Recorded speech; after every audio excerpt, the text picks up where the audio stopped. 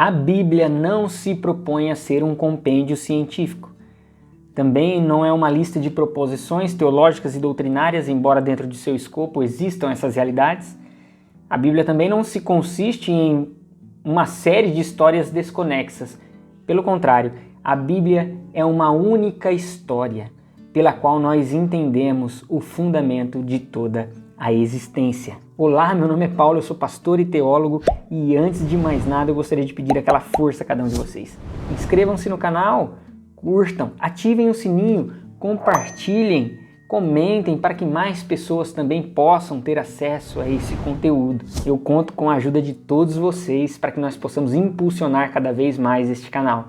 E estarei iniciando uma série de vídeos que falam acerca desta obra aqui, O Drama das Escrituras, de Craig Bartholomew e Michael Gorin, que trabalham exatamente essa perspectiva de que a Bíblia ela é uma única narrativa pela qual todas as coisas podem ser entendidas, todas as coisas existenciais, a nossa vida, o nosso contexto, a origem de todas as coisas.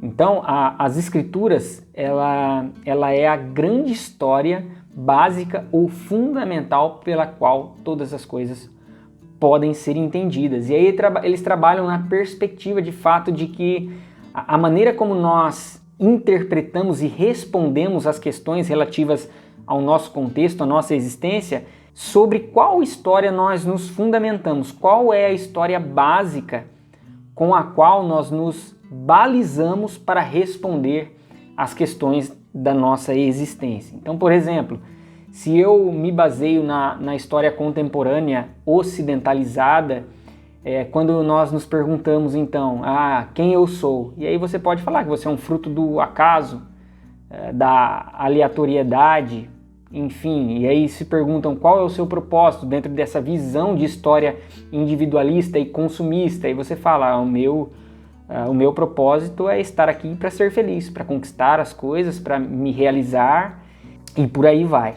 Agora, quando você se baseia numa grande história fundamental, básica, que nós encontramos nas Escrituras, aí muda-se a perspectiva e as respostas. Então, a partir do momento que você tem essa história como a sua grande base, eles perguntam quem você é, quem eu sou. Você é a criação de Deus, o grande ápice da criação de todas as coisas, ao qual foi feito a imagem e semelhança deste Criador.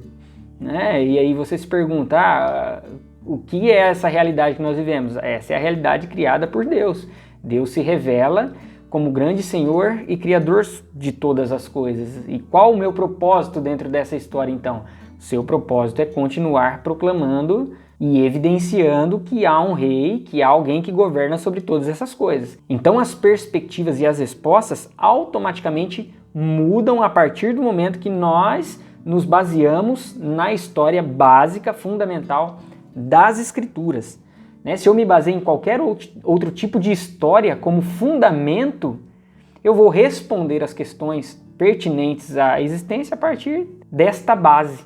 Então a proposta dos autores é de fato como nós podemos encontrar o nosso lugar dentro dessa grande narrativa, a grande narrativa das Escrituras, pelas quais, obviamente, tantas outras narrativas surgem, mas há um caminho, há um exoesqueleto, há uma grande linha mestra pela qual todas as histórias se vinculam e acompanham essa grande narrativa. Os autores, eles trabalham ou vão trabalhar dentro deste livro levando em consideração 6 grandes atos, pensando num enredo, numa história que contém ali clímax, contém os conflitos, um enredo todo, eles trabalham 6 grandes atos, e esses 6 grandes atos são: o primeiro ato é a criação, a origem de todas as coisas e a revelação de Deus como Senhor sobre todas essas coisas, é o padrão pelo qual Deus realizou a sua criação e é o padrão ao qual nós nos baseamos para entender a nossa existência e as coisas pertinentes a ela.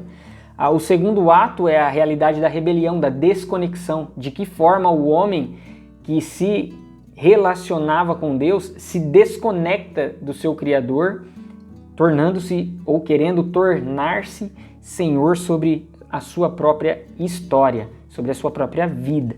O terceiro ato se baseia em Deus iniciando a redenção de todas as coisas, retornando a conexão que havia sido perdida. Então o homem decide desconectar-se de Deus e Deus então começa, entre ações, preservações e redirecionamentos, trazer de novo a conexão que havia sido perdida. No quarto ato é a vinda de Jesus Cristo, então é a redenção se realizando a partir da pessoa de Jesus Cristo, é o grande clímax de todo esse enredo. O ato quinto é de que forma a influência de Cristo permanece na igreja, que a igreja continua com essa propagação, com essa missão de propagar a notícia de que há um rei que governa sobre todas as coisas e que está redimindo todas as coisas ao padrão criacional, ao padrão estabelecido antes mesmo da desconexão, ou até melhor que aquele padrão criado primeiramente. E o último e sexto ato se baseia na volta de Cristo, na segunda vinda de Cristo, que é a redenção concluída de maneira perene, de maneira plena. Agora a realidade do pecado, a realidade das dificuldades e da desconexão já não pode ser percebida em nenhuma instância. Os males todos serão destruídos e retirados completamente da nossa existência. Não haverão mais esses tipos de dificuldades. Haverá agora então uma nova criação, toda restaurada, toda redimida, e viveremos a partir dessa redenção realizada por Cristo de maneira plena e perfeita. Então essa é uma grande introdução aqui da obra, e nos próximos vídeos falaremos sobre estes atos e detalharemos ali como os autores trabalham essa grande história da humanidade, não apenas da humanidade, mas de toda a criação. Que Deus abençoe a sua vida e espero você nos próximos vídeos. Até mais!